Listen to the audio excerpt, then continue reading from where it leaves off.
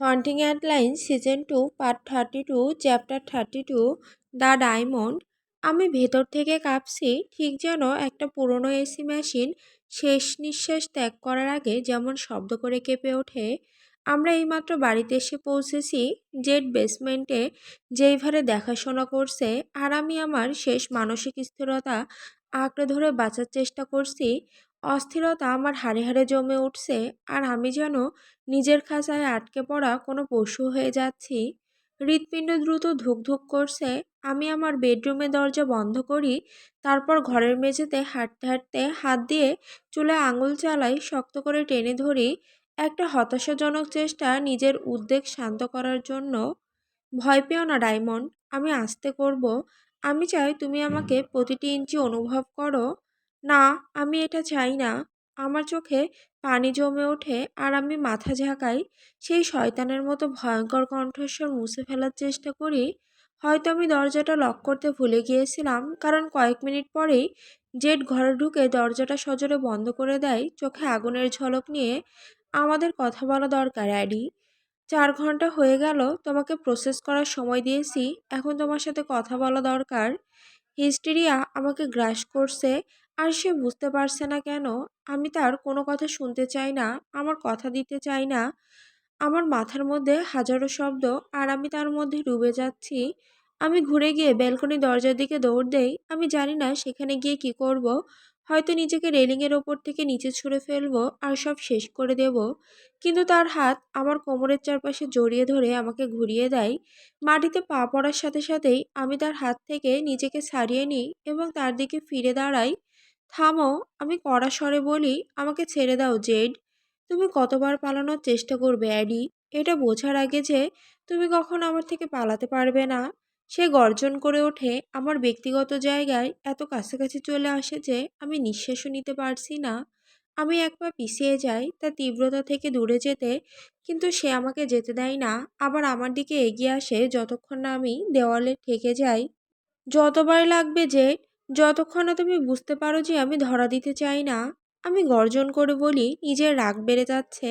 আমি জানি না আমি আসলে কিসের ওপর রেগে আছি, শুধু ওর রাগে আমি রেগে যাচ্ছি। এই মিষ্টি শরীরের প্রতিটি ইঞ্চি অনুভব করতে দাও ডায়মন্ড। কি দারুণ লাগে, তাই না? আমিও কি ভালো লাগি না, বেবি? তুমি ডুবে যাচ্ছ, অ্যাডি। আমাকে তোমাকে সাহায্য করতে দাও। আমি চোখ কুঁচকে তাকাই, ঠোঁট শক্ত করে ফেলি। আমি ঠিক আছি, আমি রেগে গিয়ে বলি, শুধু রক্ষার জন্য বলছি, কারণ সে ঠিক। আমি সত্যি ডুবে যাচ্ছি। আর সবচেয়ে ভয়ঙ্কর বিষয় হলো, আমি আর উপরে উঠতে চাই না। তুমি ঠিক নেই, আর তুমি জানো কি, আমিও ঠিক নেই। আমি একদম ঠিক নেই। তার হাত কাঁপে যখন সে আমার কানের পিছনে চুল সরিয়ে দেয়। যে মানুষটা এত শক্ত, যে শত অত্যাচারে অটল থাকে, কিন্তু সত্যি কথা হলো পাথরও ভেঙে যায়। সেটা দাঁড়িয়ে থাকলেও তার টুকরো খসে পড়ে, ফেটে যায়। সব সময় কিছু অংশ হারিয়ে যায়। এখন সে আমার সামনে দাঁড়িয়ে আছে, ভেঙে পড়ছে। আমি স্বপ্ন দেখি কিভাবে ওদের কষ্ট দেব। সে ফিসফিস করে, তাদের রক্তের স্বপ্ন দেখি আমার দাঁতের ফাঁকে। তোমার জন্য ওদের সবাইকে আমি মেরে ফেলবো, লিটল মাউস। আর আমি এতে আনন্দ পাবো।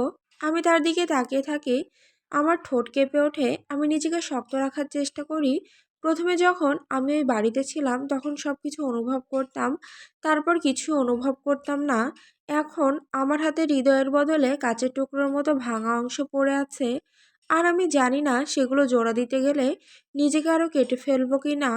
আমার তোমাকে দরকার নেই জেড, আমার তোমার কিছু দরকার নেই। সে আমার ঘাড়ের পেছনে হাত দিয়ে আমাকে নিজের দিকে টেনে নেয়। দেখো অ্যাডলাইন, সে কড়া স্বরে বলে, দাঁত বের করে, তুমি এমন ভাব দেখাবে না যে তুমি আমাকে প্রয়োজন মনে করো না। কারণ তুমি জানো কি বেবি, এই দুনিয়ায় খুব কম মানুষ আছে যারা আমাকে মেরে ফেলতে পারে, আর আমি তোমাকে প্রয়োজন মনে করি, বুঝেছো? আমি দাঁতে দাঁত চেপে ধরি, কোনো উত্তর দেই না। তুমি কি ভাবো আমাকে দরকার মানে তুমি দুর্বল? তাহলেই তো, তাই না? আমি কড়া স্বরে বলি, না বেবি, এটা তোমাকে শক্ত করে তোলে। সে নিচু হয়ে মুখটা আমার কাছে আনে। তুমি যতই ভাবো আমি তোমার প্রতিটি নিঃশ্বাসের মালিক, মনে রেখো অ্যাডলাইন, তুমি আমার নিঃশ্বাসের মালিক। তুমি চাইলে আমাকে ভেঙে ফেলতে পারো, গড়ে তুলতে পারো, নিজের মতো করে চালাতে পারো। তুমি কি ভাবো এতে আমি দুর্বল? নাকি তুমি ভাবো আমি এত শক্ত যে স্বীকার করতে পারি তুমি ছাড়া আমি বেঁচে থাকতে পারলেও আমার আত্মার কখনো ফিরে পাবে না? তার হাত চুলে ঢুকে গিয়ে শক্ত করে চেপে ধরে। তুমি ছাড়া আমি ভেঙে পড়বো, কিন্তু তোমার সাথে আমি অজেয়। আমি তীক্ষ্ণ নিঃশ্বাস নেই আর আমার ভেতরের অনুভূতিগুলোকে দমিয়ে রাখার চেষ্টা করি। কিন্তু সবচেয়ে বড় অনুভূতিটা, সবচেয়ে ভয়ঙ্কর অনুভূতিটা হলো এই মানুষটাকে নিজ থেকে দূরে সরিয়ে দিতে চাই। তার ছোঁয়ায় আমার ত্বক বিদ্যুতায়িত হয়। আগে যা ছিল সুখের স্পর্শ, এখন তা মনে হয় ত্বকের নিচে কাঁটা ঢুকে যাচ্ছে। যারা ওই বাড়িতে তোমার দিকে তাকিয়েছে তাদের সবাইকে আমি ধীরে ধীরে মেরে ফেলবো। আমি অনেককে মেরে ফেলেছি ইতিমধ্যে, তাও যথেষ্ট না। সে আমাকে নিজের দিকে টেনে নেয়, আমি তার স্পর্শে কেঁপে উঠি। অনেক পুরুষ একইভাবে করেছে, ঘামে ভিজে গেছে গায়ের ত্বক, তারা আমার শরীর নিচ্ছে, তাদের ত্বক আমার ত্বকের উপর ঘষছে, আমার ভেতরে, আমার উপর, আমার চারপাশে। কিভাবে সে আমার জন্য নিরাপদ মনে হয়, ঘরের মতো লাগে, আবার একই সাথে আমাকে কবরে বন্দি করে রাখছে। তার ঠোঁট আমার গাল ছুঁয়ে যায় আর আমার মধ্যে আতঙ্কের স্রোত বইতে থাকে। আমার নিঃশ্বাস ছোট হয়ে আসে, ফুসফুস শক্ত হয়ে যায়। যখন তার আরেকটি হাত আমাকে ছুঁতে আসে, আমি কাঁপতে থাকি। স্মৃতিগুলো চোখের সামনে ভেসে ওঠে, অসংখ্য মুখ আমার দিকে তাকিয়ে হাসতে, যখন তারা আমার থেকে সবকিছু ছিনিয়ে নিচ্ছে। কি মিষ্টি মেয়ে, তোমার এই ঠোঁট আমার জন্য কত সুন্দর করে জড়িয়ে যাবে। উফ, শুধু তোমায় ছুঁয়ে দিলেই আমি বেরিয়ে যেতে পারি। এই স্তনগুলো একদম পারফেক্ট, কত খরচ করেছো এগুলোর জন্য। আমি নিজেকে নিয়ন্ত্রণ করতে পারছি না। আমি তোমাকে চাই, এখনই চাই। আমি নিজেকে নিয়ন্ত্রণ করতে পারছি না। আমি নিজেকে, আমাকে ছেড়ে দাও, আমি ফিসফিস করি। সে স্থির হয়ে যায়, তার ঠোঁট গালের উপর স্থির। থামো, আমাকে আর ছুঁয়ো না। আমি শুনতে পাই সে ঢোক গিলছে, এটা যেন আমাকে নিজের হৃদয় ছিঁড়ে বের করতে বলছে। যদি আমি হৃদয় ছাড়া বাঁচতে পারি, তুমিও পারবে। আমি কড়া স্বরে বলি। সে পাথরের মতো শক্ত হয়ে যায় আর আমি শুধু চাই এই পাথর ভেঙে ফেলতে, নিজের মুষ্টির আঘাতে তাকে গুঁড়িয়ে দিতে। ধীরে ধীরে সে দূরে সরে যায়, তার চোখ আমার চোখের সাথে লেগে থাকে। সে কি দেখে যখন সে আমার দিকে তাকায়? সে কি দেখতে পায় ভেতরে লুকিয়ে থাকা রাগ? একটি আগ্নেয়গিরির মুখের নিচের দিকে তাকিয়ে দেখার চেষ্টা করলে যেমন দেখা যায় ভেতরে কতটা লাল রঙে ভরা। প্রত্যেক মানুষের ভেতরটা এমনই লাল, কিন্তু আমি আর রক্তে ভর্তি নই, শুধু আগুন। তুমি কি তাদের কথা ভাবো যখন আমি তোমায় ছুঁই? সে কঠিন কণ্ঠে জিজ্ঞেস করে। অভ্যন্তরীণ আগুন জ্বলে ওঠে, পেটের ভেতর থেকে বুক পর্যন্ত লাল আগুনের মতো ছড়িয়ে পড়ে। কে তাকে অধিকার দিয়েছে আমাকে ছোঁয়ার? কে অধিকার দিয়েছে কাউকে? কম্পন বেড়ে যায়, আমার হাত কেঁপে ওঠে, দাঁতগুলো কাঁপতে থাকে। আগুন! আমি ভাবনা ছাড়াই নড়ি আর জিন্সের কোমরে রাখা বন্দুকটা বের করে নেই। সে বুঝতে পারার সাথে সাথে পিছিয়ে যায়, হাত উঁচিয়ে আত্মসমর্পণ করে। আমি বন্দুকটা তার মাথার দিকে তাক করে ধরি আর আমার একমাত্র ইচ্ছা হয় তার মাথা উড়িয়ে দেওয়া। আমি চাই তার মস্তিষ্ক গুলি লেগে বিস্ফোরিত হয়ে যাক, কারণ আমি আর সেই মানুষটিকে দেখছি না যাকে আমি ভালোবাসি। আমি তাকে আর দেখতে পাচ্ছি না। আমি শুধু একজন অচেনা মুখহীন পুরুষকে দেখছি, যে আমার কাছ থেকে তার ইচ্ছে মতো সবকিছু নিতে চাইছে। আর আমি চাই সেই জন্য পুড়ে যাক। আমার চোখের পানি জমে যায়, দৃষ্টি ঝাপসা হয়ে আসে, বন্দুক কাঁপছে, কারণ আমার হাত প্রচণ্ড কাঁপছে, কিন্তু সে যথেষ্ট কাছে যে গুলি লক্ষ্যভ্রষ্ট হবে না। মাথা, গলা বা বুকে লাগুক, আমার কোনো আগ্রহ নেই। লিটল মাউস, সে ফিসফিস করে। আমি চোখ বন্ধ করে নিই, সেই মিষ্টি কণ্ঠস্বর মাথা থেকে বের করে দেই। আমি সেটা শুনতে চাই না। আমি চাই না সেটা অন্য কণ্ঠস্বরগুলোর সাথে মিশে যাক। অসংখ্য কণ্ঠস্বর। উফ, কি টাইট! তুমি কি আগে কখনো করেছো? শান্ত হও ডায়মন্ড, 1 সেকেন্ডের জন্যই ব্যথা হবে। আমি তোমার চিৎকার শোনার জন্য অপেক্ষা করছি। আমাকে তোমার রক্ত দেখাও বেবি। দেখাও আমি কিভাবে তোমায় ছিঁড়ে ফেলি আমার। তুমি কি আলাদা নও, তাই না? আমি কাঁপা কণ্ঠে বলি। তুমিও তো আমাকে জোর করে নিয়েছো, মনে আছে? আমার থেকে ছিনিয়ে নিয়েছো। কি তোমার মধ্যে আলাদা আছে বলো? আমার চোখ পুড়তে থাকে জমে থাকা পানিতে, কয়েক সেকেন্ডের মধ্যেই সেগুলো গড়িয়ে পড়ে। এই স্মৃতিগুলো কি তোমায় রাতে ঘুমোতে দেয় না? সে নরম কণ্ঠে বলে। তোমায় কি এগুলো তাড়া করে বেড়াই? সে দাঁত বের করে রাগে চোখে আগুন নিয়ে বলে, তুমি কি আমার স্পর্শকে অন্য কিছুর চেয়ে খারাপ মনে করো? এখন করি, আমি চিৎকার করে বলি। বন্দুকটা তার দিকে এগিয়ে ধরি। তীক্ষ্ণ নিঃশ্বাসে কান্না এসে গলায় আটকে যায়। সে ধীরে ধীরে মাথা নাড়ে, চোখে রাগ কমে যায়। ভেতরে আমি জানি সে আমার উপর রাগ করছে না, সে রেগে আছে কারণ সে অসহায়, নিরাশ, একটা হারিয়ে যাওয়া কারণ। কারণ আমি আর কখনো আগের মতো হব না। আর সেটা সে জানে, কিন্তু সে জানে না এর মানে কি তার জন্য, আমাদের জন্য। কান্নার সাথে সাথে রাগ আগুনের মতো জ্বলতে থাকে। ধীরে ধীরে সে আমার দিকে এগিয়ে আসে, যেন কোনো ভয়ঙ্কর দাঁতওয়ালা ভয় পাওয়া প্রাণীর দিকে এগোচ্ছে। তার চোখ আমার চোখ থেকে সরছে না যখন সে এগিয়ে আসে, আর আমি প্রায় তার সেই শক্তির মধ্যে হারিয়ে যেতে যাচ্ছি। সে আবার আমার সামনে এসে দাঁড়ায়, বন্দুকের নলের সাথে নিজের কপাল চেপে ধরে। এতে কি তোমার ক্ষমতার অনুভূতি হচ্ছে? সে ফিসফিস করে। আর একটি কান্নার ঢেউ বেরিয়ে আসে, কিন্তু আমি বন্দুক নিচে নামাই না। এতে কি তোমার আবার বাঁচার অনুভূতি হচ্ছে? আমি মুখ গম্ভীর করে রাখি, কোনো উত্তর দিতে পারি না। আমি বলতে পারি না কি অনুভূতি হচ্ছে। আমি শুধু জানি এটা আমাকে কিছু অনুভব করাচ্ছে। তুমি যে ভুলে গেছো তা হলো, তোমার বুকের ভেতরে যে হৃদয় ধুক ধুক করছে সেটা তোমার নয়। জেট গর্জন করে, ওটা আমার। আর যদি আমার হৃদয় কাজ করা বন্ধ করে দেয়, তাহলে ট্রিগার টেনে দাও লিটল মাউস। আমাকে মেরে ফেলো যদি তুমি না থাকো। আমি কিছুই না, আমি কিছুই না, যদি আমি তোমার নিঃশ্বাসের কারণ না হতে পারি।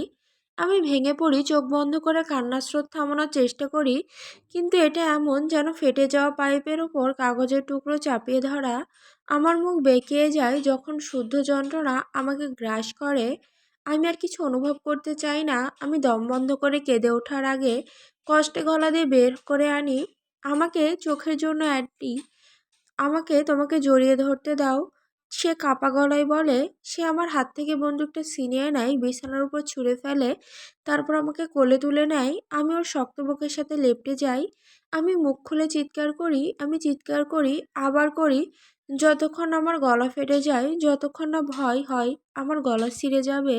আমি এতটা মরিয়া হয়ে যাই যেন নিজের দেহের ভেতর থেকে বেরিয়ে আসতে পারি, শুধু এই অনুভূতি থেকে পালানোর জন্য। না, আসলে আমি চাই আবার বন্দুকটা হাতে তুলে নিই আর সেটা নিজের দিকে তাক করি। আর একবার গলা চিরে চিৎকার বেরিয়ে আসে, এতটা কষ্টে ভরা যে জেড হাঁটু গেড়ে বসে যায়। অবশেষে সেই স্তম্ভ ভেঙে পড়ে। কাঁচা বেদনার্ত চিৎকার স্মিত হয়ে যায়, ফিসফিসানো ভাঙা কান্নায় রূপ নেয়। আমি গম্ভীর শ্বাস নেই, ফুসফুস অক্সিজেন দিয়ে ভরে দেই, যা আমি চাই না, কিন্তু দুঃখে এতটা ডুবে আছি যে আর চিৎকারও করতে পারি না। জেডের জড়িয়ে ধরা শক্ত হয়ে আসে আর শরীর কেঁপে ওঠে যখন সে আমাকে আঁকড়ে ধরে। সে নিজের মুখ আমার ঘাড়ে গুজে দেয় এবং সে শোনে কিভাবে তার হৃদয় আমার বুকের ভেতরে ভেঙে যাচ্ছে। আমার মাথার ভেতরে সেই ভয়ঙ্কর কণ্ঠস্বরগুলো আরও জোরে চিৎকার করে। আমি নিজের মাথা আঁকড়ে ধরছি, সেগুলো বের করে দিতে মরিয়া হয়ে যাচ্ছি, কিন্তু তার হাত আমার হাত ধরে আমাকে বুকের মাঝে আটকে দেয়। তার আর এখানে নেই। সে কাপা গলায় ফিসফিস করে, তাদের বদলে আমার কণ্ঠ শোনো বেবি। আমি মাথা নাড়ি, কিন্তু সে কথা বলতেই থাকে। সে আমাকে প্রথম দেখার কথা বলে, কিভাবে আমি লোকভর্তি ঘরে নিজেকে অনিশ্চিত মনে করেছিলাম। সে বলে আমি যেন কাচের বাক্সে বন্দি ছিলাম আর সবাই আমাকে চিড়িয়াখানার পশুর মতো দেখে যাচ্ছিল। তারপর সেই দিনটার কথা বলে যেদিন আমি প্রথম তাকে মুখোমুখি হই, কিভাবে আমি দরজা খুলে চিৎকার করতে করতে বেরিয়ে আসি, চোখে আগুন, মুখে বিষাক্ত কথা। সে বলে কিভাবে আমার সাহসে অভিভূত হয়েছিল আর কিভাবে এক মুহূর্তে গভীরভাবে পড়ে গিয়েছিল। আমি সেই মেয়েটিকে দেখেছি যে নিজের ত্বকের ভেতরেই থাকতে পারত না। আবার সেই মেয়েটিকেও দেখেছি যে গথিক প্রাসাদে নিজের আত্মার সাথে আর প্রেতাত্মাদের সাথেও বাস করতে পারত। আমি দুই রূপের অ্যাডিকে ভালোবেসেছি, আর আমি এখনকার অ্যাডিকে ভালোবাসি, যে একই সাথে শক্ত আর ভঙ্গুরও। তবুও তোমার হৃদয়ে যে আগুন তা কখনো নিভবে না। তারা সেটা কখনো তোমার থেকে কেড়ে নিতে পারবে না, অ্যাডলাইন। তার কথাগুলো আমাকে আরো জোরে কাঁদায়, কিন্তু ঠিক যেমন সে বলেছিল, ধীরে ধীরে সেই কণ্ঠস্বরগুলো দূর হতে শুরু করে। অজানা কত সময় পার হয়ে যায়, তারপর আমি অবশেষে শান্ত হয়ে একটা বাক্য বলতে পারি। অনেক সময় আমি জানি না আমি কখনো তোমার স্পর্শ মেনে নিতে পারবো কি না। আমি ফিসফিস করে ভাঙা গলায় স্বীকার করি, তুমি কি সেটা মেনে নিয়ে বাঁচতে চাও? সে পাল্টা প্রশ্ন করে, তুমি কি জীবনটা এমনভাবে কাটাতে চাও, একজন পুরুষের আমার স্পর্শকে ভয় পেয়ে? আমি কি চাই, আমার একটা অংশ চাই নিজের মধ্যে গুটিয়ে থাকতে, আর কোনো পুরুষের স্পর্শ না নিতে সারা জীবন। আমি চাই না প্রতিবার ত্বকের উপর ত্বক পড়লে সেই ভয়ঙ্কর দৃশ্যগুলো চোখের সামনে ভেসে উঠুক। কিন্তু আরেকটা অংশ আছে যা সেই ধারণার বিরুদ্ধে বিদ্রোহ করে, সেই একই অংশ যা আমাকে তার হাত আর ছুরি ব্যবহার করে মুক্তি পেতে দিয়েছিল। আমি চাই না সেই পুরুষগুলো আমার থেকে যা নিয়ে গেছে তার চেয়ে বেশি নিতে পারুক। কারণ যদি আমি দেই তাহলে ওরা থামবে না। আমি নিজের সমস্ত অংশ ওদের হাতে তুলে দিতে থাকবো যতক্ষণ না শেষ পর্যন্ত শুধু খালি ডাকটুকু পড়ে থাকে। আমি জানি না কিভাবে এটা মেনে নিতে হয়। নিজের হাত দিয়েও না। সে কাপা গলায় জিজ্ঞাসা করে। সে আমাকে আলতো করে নামিয়ে মাটিতে বসিয়ে দেয়। তুমি ছুরির মাধ্যমে ক্ষমতা ফিরে পেয়ে গিয়েছিলে, এখন স্পর্শের মাধ্যমে সেটা ফেরত নিতে পারো। আমাকে দেখাতে দাও। আমি চোখে পানি ভর্তি নিয়ে তার দিকে তাকাই, কিছু বুঝতে পারি না। তার চকচকে দৃষ্টি আমার মুখ খুঁটিয়ে খুঁটিয়ে দেখে এবং আমাকে আয়নায় দেখতে হয় না। আমি জানি আমার ত্বক লাল হয়ে গেছে, শুকনো কান্নার দাগ গালে লেগে আছে। সে আমার ওপর দিয়ে হাত বাড়িয়ে নাইট স্ট্যান্ড থেকে একটি গোলাপ নিয়ে নেয়, আঙুলে ঘোরাতে থাকে। কাঁটার থেকে রক্তের ফোঁটা বেরিয়ে আসে। তুমি কাঁটাগুলো সরাওনি।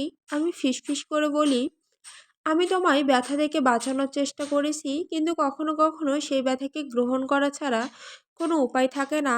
তোমার ড্রেস খুলে ফেলো। সে নিচু গলায় নির্দেশ দেয়। আমি চোখ পিটপিট করে মুখ খুলি, কিন্তু সে থামিয়ে দেয়। আমার উপর ভরসা করো অ্যাডলাইন। আমি এমন কিছু করব না যা তুমি চাইবে না। আমি শুধু তাকিয়ে থাকি। তার বলা প্রত্যাশাগুলো আমাদের মাঝে ঝুলে থাকে, আর আমাদের হৃদস্পন্দন বেড়ে যায়, গলা শুকিয়ে যায়। আমি পেছন দিকে হাত বাড়িয়ে জামার চেইন খুলে ফেলি, জামার উপরের অংশ হাত থেকে নামিয়ে ফেলি, দ্রুত জামা শরীর থেকে নামিয়ে ফেলি। ভাবার আগে কি করছি, সে কি করাচ্ছে আমাকে। ভালো মেয়ে, সে দম নিয়ে বলে। তোমার ব্রা, অ্যাডি, সব খুলে ফেলো। আমি মাথা নাড়ি। তাদের ভয়ঙ্কর কণ্ঠস্বরগুলো আবার ভেসে আসে। এখন কিছু ভাববে না, যা বলছি করো। ঠোঁট কামড়ে আমি আমার স্টাফলেস ব্রা খুলে ফেলে পাশে ছুঁড়ে দেই। ভালো মেয়ে, সে প্রশংসা করে। তার চোখ আমার চোখের মধ্যে আটকে থাকে। আমি অপেক্ষা করি ওর চোখ নামবে, কিন্তু নামে না। কি সুন্দর ডায়মন্ড, দেখো। ভাববে না অ্যাডলাইন। আমি চোখ শক্ত করে বন্ধ করি, চিন্তা দূর করার চেষ্টা করি। আমার বুকের ভেতর টান টান লাগে, আতঙ্ক আবার জেঁকে বসে। জেড, হুশ। সে থামায়। সে মাটিতে বসে, বিছানার ফ্রেমে হেলান দিয়ে পা ছড়িয়ে দেয়। আমার পেশি এত শক্ত হয়ে যায় যে দৌড়ে পালানোর ইচ্ছে হয়। এখানে বসো, সে ধীর স্বরে বলে, তার পায়ের মাঝে জায়গা দেখিয়ে। আমি কয়েক সেকেন্ড থেমে থাকি, সাহস সঞ্চয় করে তার নির্দেশ মানি এবং হামাগুড়ি দিয়ে তার কাছে যাই। আমি তার মুখের দিকে না তাকিয়ে অন্যদিকে তাকাই। যদি তার দিকে তাকাই তাহলে হয়তো আর বসতে পারবো না। আমার থেকে উল্টো দিকে ঘুরে বসো। আমি ঘুরে গিয়ে তার শক্ত উরুর মাঝে জায়গা করে বসি। এখনো দম আটকানো অনুভূতি থাকলেও এভাবে বসলে শ্বাস নিতে পারি। আমি তোমায় নিজের দিকে হেলিয়ে নেব, সে সাবধান করে। ঠোঁট কামড়ে আমি মাথা নাড়ি। তার হাত আমার বুকের ওপর দিয়ে এসে ধীরে ধীরে পেছনে হেলিয়ে দেয়। এটা যেন একটা ধাতুর চামচ বাঁকানোর চেষ্টা করার মতো কঠিন হলেও শেষমেশ আমি তার বুকের সাথে হেলান দিয়ে বসি। তার শরীরের উষ্ণতা আমার ত্বকের মধ্যে ঢুকে যায়, ঠিক যেন দীর্ঘ শীতের পর প্রথম বসন্তের রোদ মুখে লাগছে। এভাবেই বেবি, আরাম করো। অনেক কষ্টে ঢোক গিলে ফেলার পর গলায় ফাঁপা চলে যায়। শ্বাস নাও, সে ফিসফিস করে। আমি শ্বাস নেই, চেষ্টা করি। অক্সিজেন ঢুকতে গিয়ে ভাঙা ইঞ্জিনের মতো শব্দ করে। প্রতিটি শ্বাসে মনে হয় রাসায়নিক ঢুকছে। সব কিছু জ্বলে যাচ্ছে, সব কিছু শক্ত। এটা নাও, সে বলে। তার ব্যান্ডেজ মোড়া হাতে গোলাপ এগিয়ে দেয়। ছোট রক্তের ধারা তার কবজি দিয়ে গড়িয়ে পড়ে, আর সেটা আশ্চর্যজনকভাবে আমাকে শান্ত করে দেয়, ঠিক যেমন ছুরির ধার দিয়ে তার হাত কাটার সময় হয়েছিল। কারো রক্ত পড়তে দেখা আমাকে আর একা মনে করায় না। আমি গোলাপি নিই, সাথে সাথেই কাটা ত্বকে বিঁধে যায়। কিন্তু আমি তেমন অনুভব করি না, কারণ পুরো মনোযোগ তার উষ্ণ শরীরের স্পর্শে। তোমার উরুতে হাত দিতে পারি বেবি, সে নিচু গলায় জিজ্ঞাসা করে।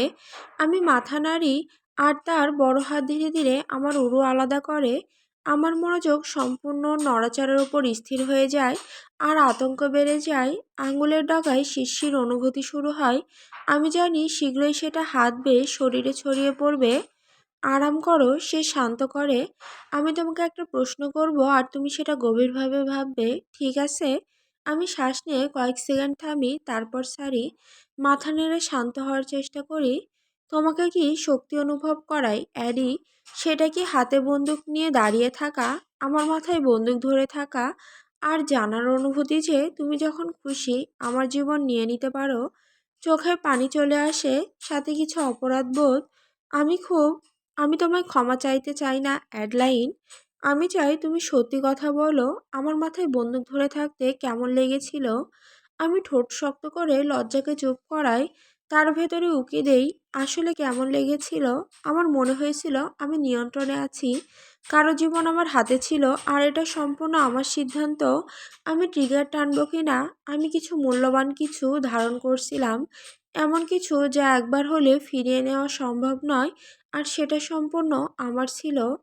আমার শক্তি অনুভূত হয়েছিল, আমি স্বীকার করি। আর শক্তি কেমন লাগে? সে জিজ্ঞাসা করে, তার গলা গভীর হয়ে যায় যখন তার একটি হাত আমার গলা পর্যন্ত ওঠে, বুকে না ছুঁয়ে। তার স্পর্শ সংবেদনশীল কিন্তু নিরাপদ। এখানে তোমায় অনুভব করতে দাও। তার হাত ধীরে ধীরে আমার গলার উপরে উঠে আসে, আমাকে না বলতে সময় দেয়। আমি কিছু না বললে সে আমার চোয়ালের নিচ থেকে ধরে আমার থুতনি ধরে টেনে নেয়, আমার মাথা তার বুকে ঠেকিয়ে রাখে। আমার দৃষ্টি সাদা ছাদের দিকে আটকে থাকে, আর শরীরের মধ্যে অস্থিরতা ছড়িয়ে পড়ে। মনোযোগ দাও, অ্যাডলাইন। শক্তি কেমন লাগে? আমি আবার কাপা শ্বাস নিয়ে কিছু ভাবার আগে বলে ফেলি, ভালো লাগে। ভালো? সে ফিসফিস করে।